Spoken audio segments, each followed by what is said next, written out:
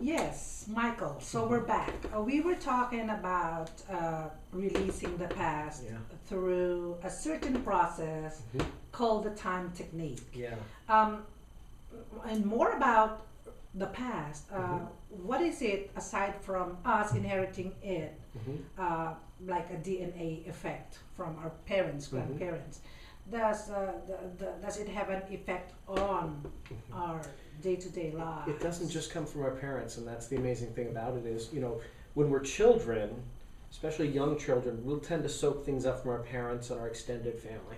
Mhm. As we tend to grow up, it switches. By about 7 years old to 12 years old, we start absorbing those values from our heroes, our superheroes, our who do we look up to in life.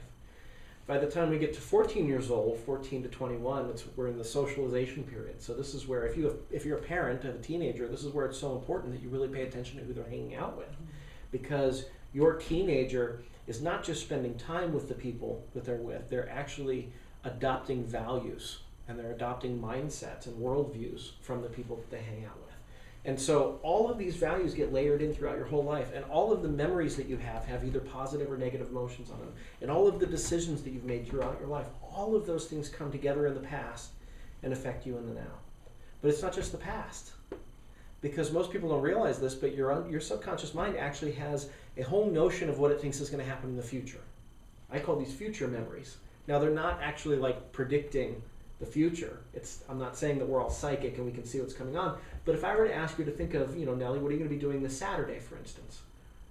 When you think about that, you can have a notion in your mind of what you're going to be doing, and there are pictures and sounds and feelings in your mind. You could experience that as if it's happening, can't you? And so your unconscious mind is moving you towards Saturday. Yes. So all at the same time, you've got all of these waves of things coming from the past and all of these waves of things coming from the future, or the future that your unconscious mind thinks it's moving you toward. They come together and they collide in the moment of now. You know what? As he's speaking, you will probably notice that my attention is focused and stuck on him. I mean, once you attend one of his events, you would understand what I mean. You just would like to stay stuck to Michael and absorb the energy that he is sharing. And I know it is energy draining for you whenever you conduct that 3-day the Power to Create Your Life Now event, right? Yeah. So I was personally there, and I really couldn't explain how amazed I was, and how it really made me live a new life from where I was before.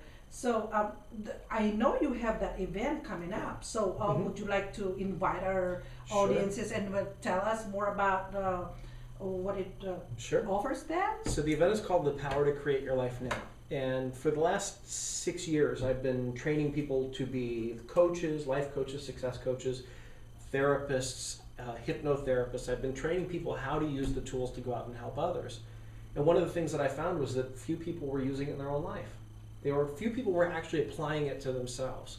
And so what you'll find is, if you look in the field of neurolinguistic programming, for instance, there's a real focus on certifying people to go out and work with others.